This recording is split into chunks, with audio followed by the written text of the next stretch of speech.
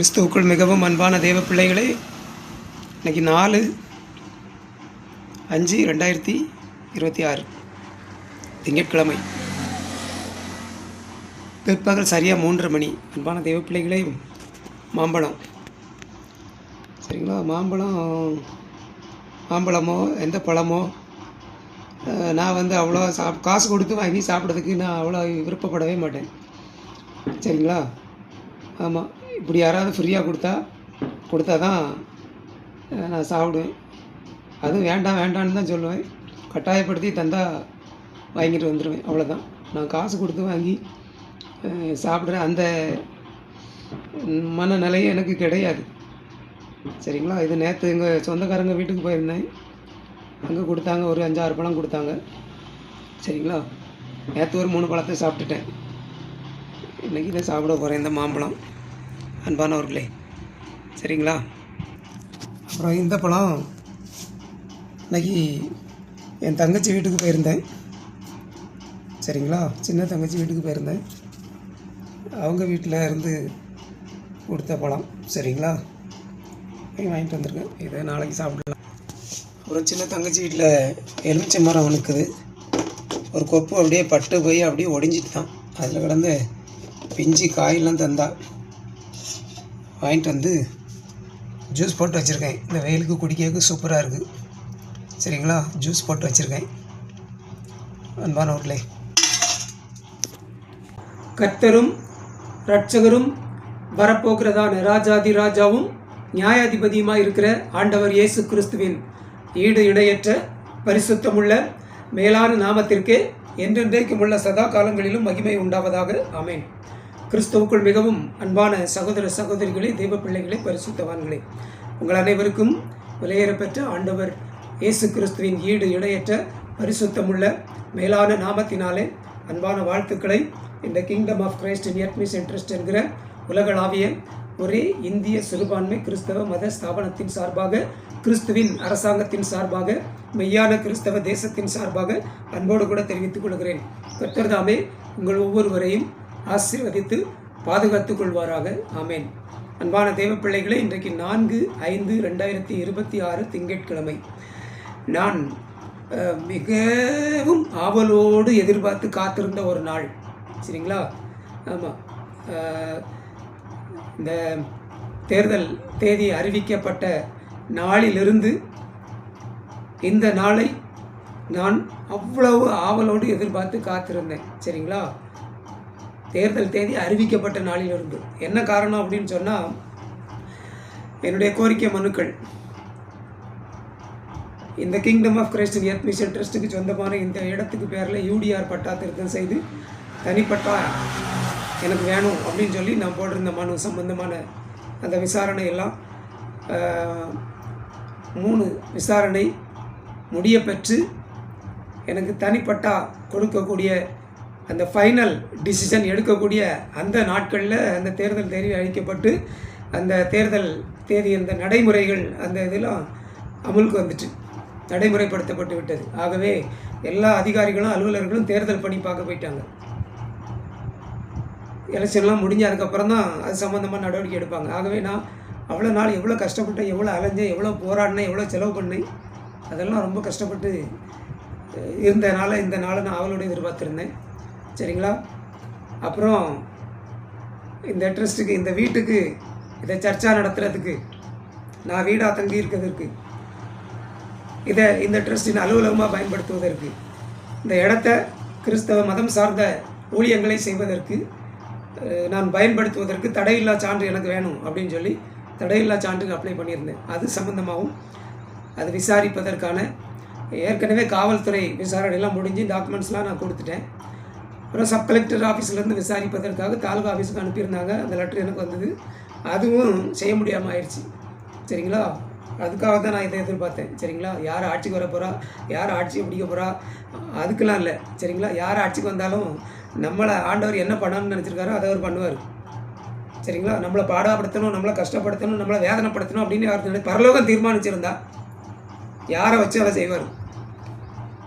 ஆமாம் அன்பானவர்களே, அதில் எனக்கு தெளிவான வெளிப்பாடு எனக்கு இருக்குது. யார் ஆட்சி பண்ணாலும் பரலோகம் நமக்கு நன்மை செய்யணும் அப்படின்னு சொல்லி வச்சுருந்துன்னா நன்மை செய்வார். பரலோகம் நமக்கு தீமையை தான் செய்யணும் அப்படின்னு சொல்லி திட்டம் வச்சுருந்துன்னா யார் வந்தாலும் தீமை தான் செய்வாங்க. சரிங்களா? ஆகவே நான் ஆட்சியாளர்களெல்லாம் நம்புறதில்லை, கட்சிகளை நம்புறதில்லை, அன்பான தெய்வ பிள்ளைகளை. அதனால் நான் இப்போ இந்த தேர்தல் முடிவுகள் சம்மந்தமாக ஒரு சில காணொலிகளை உங்களுக்கு ஷேர் பண்ணியிருக்கிறதுனால நான் குறிப்பிட்ட அந்த கட்சியில் உள்ளவனும் அப்படின்னு நினச்சிடாதீங்க. நான் ஒரு கட்சியில் இருக்கேன். சரிங்களா? ஆமாம், என்னுடைய வாழ்க்கையில் ஒரு கட்சிக்கு அனுதாபியாக இருந்தேன். ஆனால் எந்த கட்சியில நான் உறுப்பினராக இருந்ததே கிடையாது. என் வாழ்க்கையில் எனக்கு 18 வயசு ஆனதுக்கப்புறம் ஒரே கட்சிக்காக தான் நான் தீவிரமாக உழைச்சிட்டு இருந்தேன். உயிரை கூட பணையம் வச்சு உழைச்சேன். சரிங்களா? அது கூட உயிரை கூட நான் பார்க்கல. உயிரை அப்படி நினச்சேன். பாம்பேயில் இருக்கும்போது என்னை கத்தியால் குத்தி கொள்ள வந்தாங்க. அந்த கட்சிக்கு நான் பிரச்சாரம் பண்ணுறேன் அப்படிங்கிறதுக்காக பாம்பேயில் அசைஞ்சு கொடுக்கல நான், அன்பானவர்களே. சரிங்களா? ஆனால் அந்த கட்சியில் நான் உறுப்பினர் கிடையாது. உறுப்பினர் இல்லாமலேயே அப்படி இருந்தேன், அன்பான தெய்வ பிள்ளைகளே. ஆனால் கடந்த ஒரு சில வருஷங்களுக்கு முன்பு பரிசுத்த ஆவியானவர் என்னோடு பேசினார். மகனே, இந்த பூமியில் நான் உனக்கு கையளித்திருக்கிற இந்த ஊழியத்தை நீ செய்ய வேண்டும் என்றால், உன் மூலமாக, இந்த ஊழியத்தின் மூலமாக கிறிஸ்துவின் ராஜ்யம் இந்த பூமியில் ஸ்தாபிக்கப்பட வேண்டும் என்றால், ஒரு அரசியல் கட்சியினுடைய இல்லாவிட்டால் ஆளுகை அதிகாரத்தில் இருக்கக்கூடிய அந்த அதிகாரத்தில் இருக்கிறவர்கள் அவர்களுடைய தயவு கண்டிப்பாக உனக்கு வேணும். அது இல்லாமல் நீ செய்ய முடியாது அப்படின்னு சொல்லி ஆவியானவர் என்னோட திட்டவட்டமாக தெளிவாக பேசினார். சரிங்களா? அதனால் நீ குறிப்பிட்ட கட்சியில் உறுப்பினராக வேண்டும் என்று ஆவியானவர் என்னோடு பேசினார். நான் ஓப்பனாக பேசுகிறேன், வெளிப்படையாக பேசுகிறேன். யாருக்கும் எனக்கு பயப்பட வேண்டிய அவசியம் கிடையாது. சரிங்களா? ஏன்னா நான் அவரை மாத்திரம்தான் நம்பியிருக்கேன். அவர் என்ன சொல்லுவாரோ அதை செய்வேன். ஆமாம், அவர் என்ன செய்யக்கூடாதுன்னு சொல்கிறாரோ அதை செய்ய மாட்டேன் அன்பானவர்களே. சரிங்களா? ஆகவே நீ குறிப்பிட்ட அந்த கட்சியில் உறுப்பினர் ஆக வேண்டும் அப்படின்னு சொன்னார். அந்த கட்சியில் எனக்கு யாருமே தெரியாது, யாருமே பழக்கம் கிடையாது அன்பானவர்களே. களக்காட்டுக்கு போனேன் தற்செயலாக. அந்த கட்சியினர் அங்கே ஒரு சின்ன நிகழ்ச்சி நடத்திட்டு இருந்தாங்க. அப்போது போனேன், அதில் போய் பார்த்தேன். அப்போ அந்த கட்சியின் மாவட்ட தலைவர் வந்திருந்தாங்க. அங்கே அவங்களாம் எனக்கு யாருன்னே தெரியாது. போனேன், ஆவியானவர் சொன்னார் சேர்ந்துரு அப்படின்னாரு. அதனால் போய் அவங்கக்கிட்ட போய் பேசினேன், நான் அப்படி உங்கள் கட்சியில் உறுப்பினர் ஆகணும் அப்படின்னு சொல்லி. உடனே என்னை கூப்பிட்டு இந்த மாவட்ட தலைவர் முன்னிலையில் எனக்கு கார்டு எழுதி கொடுத்து என்னை கட்சியில் உறுப்பினராக்கி ஆன்லைன் மூலமாக என்னை கட்சியில் உறுப்பினராக்கிட்டாங்க. சரிங்களா? நான் இப்போ ஒரு கட்சியில் உறுப்பினர். சரிங்களா? என் வாழ்க்கையில் ஒரே கட்சியில் தான் நான் உறுப்பினராக இருப்பேன். கட்சி மாறுவேன் அப்படின்னு நினைக்காதீங்க. சரிங்களா? இந்த ஒரே கட்சியில் தான் நான் உறுப்பினர். இதான் முதல், இதான் கடைசி. இதுக்கப்புறம் இன்னொரு கட்சிக்கு நான் மாற மாட்டேன். சரிங்களா? அவங்க செயல்பாடு அதிருப்தியாக இருந்தது, அவங்களோட ஒரு மோதல் ஏற்பட்டது அப்படின்னு சொன்னால் கட்சியிலேருந்து வெளியே வந்துடுவேன். வெளியே வந்துட்டு எந்த கட்சியிலும் இல்லாமல் இருப்பேன். இப்படி தான் எனக்கு ஆண்டவர் சொல்லி கொடுத்துருக்காரு. அப்படி தான் நான் இருப்பேன். ஒரு கட்சியில் நான் இருக்கேன் அன்பானவர்களே. சரிங்களா? ஆகவே கட்சியில் நான் இருக்கிறதுனால எதுக்காக இருக்கிறேன் அப்படின்னு சொன்னால், இந்த பூமியில் கிறிஸ்துவின் ராஜ்யம் ஸ்தாபிக்கப்பட வேண்டும் அப்படிங்கிறதுக்காக. நான் சம்பாதிக்கணும், நான் ஆடம்பரமாக வாழணும், அதுக்கெல்லாம் கிடையாது அன்பானவர்களே. கிறிஸ்துவின் ராஜ்யம் இந்த பூமியில் ஸ்தாபிக்கப்படணும், அதுக்கு ஒரு கட்சியின் தயவு உனக்கு வேணும் ஆண்டவர் என்று பேசினார். ஆகவே சேர்ந்திருக்கேன். சரிங்களா? எல்லா ஸ்தாபனமும் அரசியல் தான் பண்ணுது. சரிங்களா?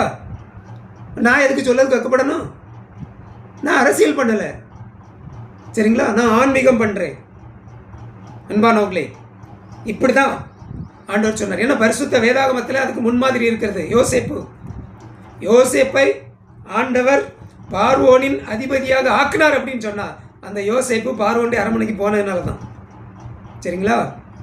போய் ஆகணும், எப்படியோ அங்கே போய் ஆகணும். தானியேல் அந்த நேபுகாத்நேச்சாருடைய ஆட்சியில் பிரதானிகளுக்கெல்லாம் அதிபதியாக இருந்தான் அப்படின்னு சொல்லியிருக்கு. எப்படி இருந்தான்? நேபுகாத்நேச்சார்கிட்ட போனதுனால தான். அடிமையாக கொண்டு போகப்பட்டான், போனான். சரிங்களா? அப்படிதான் என்ன ஆண்டவர் போ அப்படின்னாரு, உள்ளே போயிருக்கேன். சரிங்களா? அங்கே பதவி தருவாங்க, அங்கே எனக்கு சம்பாத்தியம் வரும், அதுக்கெல்லாம் நினச்சிப்போம். ஆண்டவர் சொல்லியிருக்கிறார், போயிருக்கேன், இருக்கேன். சரிங்களா? எந்த பதவியும் நான் கேட்க மாட்டேன். எந்த பதவி எனக்கு வந்தாலும் வேண்டாம் அப்படின்றவேன். எனக்கு இந்த பதவி பெரிய பதவின்றவேன். அன்பானவர்களே, சரிங்களா? ஒரு கட்சியில் இருக்கிறதுனால என்னுடைய ஓட்டை நான் அந்த கட்சிக்கு தான் போட்டேன். அந்த கட்சியில் உள்ள வேட்பாளருக்கு தான் போட்டேன். சரிங்களா? அதே நேரத்தில் என் பையனை நான் இதுக்கு தான் போடணும் அப்படின்னு நான் சொல்லலை. என் பையனுக்கு ஓட்டுக்குரிய எல்லா காரியத்தையும் நான் தான் செய்தேன். நான் தான் செலவு பண்ணி அவனுக்கு அந்த வாக்காளர் பட்டியலில் அவனுடைய பேரெல்லாம் திருத்தம் பண்ணி எல்லாம் இது பண்ணி கொடுத்தேன். அவனை நான் வாக்களிக்க வா அப்படின்னு சொல்லி கூப்பிடும்போது என்ன சொன்னேன் தெரியுமா? தம்பி, உனக்கு யாருக்கு இஷ்டமோ அவங்களுக்கு ஓட்டு போடு அப்படி தான் சொல்லி கூப்பிட்டேன். அவன் இஷ்டத்துக்கு தான் ஓட்டு போட்டிருக்கான். நான் அவன் போடுறதுக்கு தான் நீ போடணும் அப்படின்னு அவன்கிட்ட சொல்ல மாட்டேன். என் ஒய்ஃப்கிட்டே நான் அப்படி சொன்னது கிடையாது. நான் இதுக்கு தான் போடுவேன், அதனால் நீ இதுக்கு தான் போடணும், என் ஒய்ஃப்கிட்டே நான் அப்படி சொன்னது கிடையாது. சரிங்களா அன்பானவர்களே? அதனால் நான் யாருக்கையும் அப்படி சொல்ல மாட்டேன். நான் இதுக்கு தான் போட்டேன், நீங்கள் இதுக்கு தான் போடணும். இல்லை, அது உங்கள் இஷ்டம், நீங்கள் யாருக்கு வேணாலும் போட்டுக்கோங்க. ஆனால் எனக்கு எல்லா ஸ்தாபனங்களும் ஐயோ ஊழியர்களும் நீங்கள் இதுக்கு தான் ஓட்டு போடணும், நீங்கள் இதுக்கு ஓட்டு போடலைன்னா அப்படி ஆயிருவேன், இப்படி ஆயிருவேன். இப்போ என்னாச்சுது நீ கேட்குறேன். இப்போ நீங்கள் ஓட்டு போட்டவங்க நிலைமை என்னாச்சுது? அன்பானவர்களே, மனுஷனை நம்பினது எனக்கு தெரியும். எந்த கட்சியும் எந்த முதலமைச்சரும் சிறுபான்மை மக்களுக்கு பாதுகாவல்கள் கிடையாது. கர்த்தரை தவிர யாருமே பாதுகாவல் கிடையாது. அந்த வார்த்தையே நான் வெறுக்கிறேன். சிறுபான்மை மக்களுக்கு நாங்கள் தான் பாதுகாப்பு. இப்போ என்ன சொல்லுவீங்க? நான் கேட்கேன். கிறிஸ்துவின் ஸ்தானாபதியாக இருந்து கிறிஸ்துவின் ராஜ்யத்தின் பிரதிநிதியாக இருக்கிற நான் கேட்குறேன் அவங்கள பார்த்து. இப்போ என்ன சொல்லுவீங்க? வாடி போனீங்களா? அவங்களுக்கு தான் ஓட்டு போடணும், இல்லைன்னா நம்ம அப்படி பண்ணிடுவாங்க, இல்லைன்னா எப்படி பண்ணிடுவாங்க. இப்போ அன்பானவர்களே, எனக்கு அதான் ரொம்ப வைராக்கியமாக இருக்குது. ரொம்ப ரொம்ப வேதனைப்பட்டேன் நான். ஐயோ, ஊழியக்காரங்களாம் இப்படி சொல்கிறாங்களே அப்படின்னு சொல்லி. ஒரு பாஸ்டர் ஒரு சர்ச்சில் அப்படி தான் பிரசங்கம் பண்ணாராம். மோடிக்கு ஓட்டு போட்டுறாதங்க, ஆமாம் காங்கிரஸுக்கு தான் ஓட்டு போட்டுருணும், திமுகவுக்கு தான் ஓட்டு போட்டுருணும், வேற யாருக்கும் போட்டுறாதுங்க. அதை சொல்லக்கு நீங்கள் யாரு? ஒரு நல்ல ஊழியக்காரன் ஒரு கட்சியில் இருக்கலாம், தப்பே கிடையாது. ஆனால் நான் இந்த கட்சியில் இருக்க, இந்த கட்சிக்கு தான் நீங்கள் ஓட்டு போடணும் அப்படின்னு சொல்ல வெளியே காட்டக்கூடாது. நான் எந்த கட்சின்னு நான் சொல்ல மாட்டேன் யார்கிட்டையும். அன்பானவர்களே, தப்பு பண்ண ஆண்டவர் அவர் நினச்சது செஞ்சிட்டாரு. நான் ஏற்கனவே நேற்று ஒரு காணொலி போட்டிருந்தேன், எதனாலும் ஏற்றுக்கொள்ள ஆயத்தமாக இருங்க அப்படின்னு சொல்லி. அன்பானவர்களே, இப்போ நிலைமை ஆண்டவர் மாற்றிட்டாரு. அவர் ராஜாக்களை தள்ளி ராஜாக்களை ஏற்படுத்துகிறவர். சரிங்களா அன்பான தெய்வப்பிள்ளை, நான் இப்போ சந்தோஷமாக இருக்கேன். எனக்கு இன்றைக்கி அவ்வளோ சந்தோஷம். ஏன் தெரியுமா? நான் எவ்வளோ பாடுபட்டேன், எவ்வளோ பிரயாசப்பட்டேன் ஆன்லைன் தனிப்பட்டா வாங்கிறதுக்கு. எனக்கு இதுவரை கிடைக்கல, கையில் வரலைங்க. எத்தனை வருஷம் நான் அலைஞ்சிருக்கேன் தெரியுமா? எவ்வளோ மனு கொடுத்துருக்கேன் தெரியுமா? எவ்வளோ செலவு பண்ணியிருக்கேன் தெரியுமா? அன்பானவர்களே, எல்லா டாக்குமெண்ட்டையும் கையில் வச்சுட்டு, ஆனால் மத்திய அரசாங்கம் மட்டும் எனக்கு வழிகாட்டுதலை கொடுத்தது. பிஜேபி கவர்மெண்ட் தான் எனக்கு வழிகாட்டலை கொடுத்து இன்னைக்கும் என்னுடைய காரியங்கள் எல்லாம் செஞ்சிட்டு இருக்குது. அன்பானவர்களே, தமிழ்நாடு அரசு எனக்கு ஒன்றுமே பண்ணலை. அன்பானவர்களே, பாடாப்படுத்திச்சது, கரண்ட் எடுக்கிறதுக்கு பாடாப்படுத்திச்சது. கிறிஸ்தவ திருமணம் பதிவு பண்ணக்கூடிய எல்லாம் வாங்கி வச்சிருக்கேன். ஆனால் அதை செய்ய விடாமல் மற்றவங்களுக்கெல்லாம் அதுக்குரிய அனுமதியை கொடுத்து அவங்க பேட்டர்ன்லேயே பண்ணிக்கிட்டு இருக்க இந்த அரசாங்கம் தான் பண்ணி வச்சுது. அன்பானவர்களே, எவ்வளோ வேதனை தெரியுமா? நான் எவ்வளோ வேதனைப்பட்டு இருக்கேன் தெரியுமா? ஆக இன்னைக்கு நான் சந்தோஷமாக இருக்கேன். ஏன் தெரியுமா? அந்த ஆட்சி அகற்றப்பட்டது அப்படிங்கிறதுல எனக்கு சந்தோஷம், அவ்வளோ சந்தோஷம். ஆமாம், கிறிஸ்துவின் ராஜ்யம் ஸ்தாபிக்கப்படுவது கூடாதபடி அதற்கு விரோதமாக இருந்த ஆட்சி அகற்றப்பட்டது அப்படிங்கிறதுல நான் மிகுந்த சந்தோஷமாக இருக்கேன், மகிழ்ந்து களி கூர்ந்து கொண்டிருக்கிறேன் இன்னைக்கு. ஆமாம், யார் ஆட்சி அமைக்க போகிறா அதெல்லாம் எனக்கு பிரச்சனையே கிடையாது. ஆட்சி அமைக்கிறது யாரோ அதை பற்றி எனக்கு பிரச்சனையே கிடையாது. யார் ஆட்சி அமைச்சாலும் ஆண்டவர் என்ன வச்சிருக்காரோ அதுதான் அவங்க செய்ய முடியும். அதை மிஞ்சி ஒன்றும் செய்ய முடியாது. அதை மிஞ்சி எதுவுமே செய்ய முடியாது. சரிங்களா? தனி மெஜாரிட்டியில் வந்துட்டாங்க, இவர் தான் ஆட்சி அமைப்பார் அப்படின்னு சொல்லி நம்ம நினைக்கலாம். கர்த்தர் அதையும் மாற்றி விட்டுருவார். நம்ம இப்படி நினச்சோம்னா அவர் அப்படி பண்ணிடுவார். சரிங்களா? நாம் அப்படி நினச்சோம்னா அவர் இப்படி பண்ணிடுவார் ஆண்டவர். அன்பான தெய்வ பிள்ளைகளை, கிறிஸ்தவம் அப்படிங்கிறது இல்லாமலே போயிட்டு. கட்சியை நம்பாதங்க, அரசியல்வாதிகளை நம்பாதங்க, சரிங்களா? முதலமைச்சர்களை நம்பாதீங்க, யார் வரப்போகிறவங்கள நம்பாதங்க, தனி மெஜாரிட்டியெல்லாம் நம்பாதங்க. செகண்டில் ஆண்டவர் தனி மெஜாரிட்டியெல்லாம் இல்லாமாக்கிடுவார். அன்பானவர்களே, நான் அவரை மட்டுமே சார்ந்திருக்கேன், அவர் பட்சத்தில் நிற்கிறேன். எனக்கு ஒரே நோக்கம், கிறிஸ்துவின் ராஜ்யம் இந்த பூமியில் ஸ்தாபிக்கப்படணும். அதுக்கு அவர் என்ன சொன்னாலும் செய்வேன், யார்கிட்ட போ அப்படின்னு சொன்னாலும் போவேன். நீங்கள் என்ன நினச்சாலும் எனக்கு பிரச்சனையே கிடையாது. ஆனால் என்னுடைய அந்த கொள்கையை என் பையன் மேலே நான் திணிக்க மாட்டேன், என் குடும்பத்தினர் மேலே நான் திணிக்க மாட்டேன். சரிங்களா? தெளிவாருங்க. ஆகவே இன்றைக்கி நான் மிகுந்த சந்தோஷமாக இருக்கேன். அன்பான தெய்வ பிள்ளைகளை, ஏன் தெரியுமா? இனி நாளைக்கு 5ஆம் தேதி ஆகிட்டா, 5ஆம் தேதி தாசில்தார் வாங்க அப்படின்னு இருக்காங்க. சரிங்களா? 5ஆம் தேதிக்கு மேலே கலெக்டர் ஆஃபீஸுக்கு வாங்கன்னு இருக்காங்க. இனி போவேன் என் வேலைக்கு அந்த காரியத்தை இனிமேல் அவங்க பார்ப்பாங்க. இந்த பிரச்சனை முடிஞ்சில்ல, அந்த ஒரிலாம் அவங்களுக்கு முடிஞ்சிட்டில்ல, இனிமேல் நார்மலான அந்த இதெல்லாம் நன்மைலாம் வரும். அதுக்குனால நான் சந்தோஷமாக இருக்கேன், அதனால நான் மகிழ்ச்சியாக இருக்கேன். ஆட்சி வேறு மாறிட்டா இவன் புது பேட்டர்னில் எல்லாமே வந்துடும். அன்பான தெய்வ பிள்ளைகளே, கர்த்தர் நல்லவர், அவர் உண்மை உள்ளவர். அன்பான தெய்வ பிள்ளைகளே, இந்த செய்தியை சொல்லதுக்கு தான் இந்த காணொளி. கர்த்தர் தாமே உங்கள் ஒவ்வொருவரையும் ஆசீர்வதிப்பாராக. ஆமேன், ஆமேன், ஆமேன். Praise the Lord. Thank you, Jesus.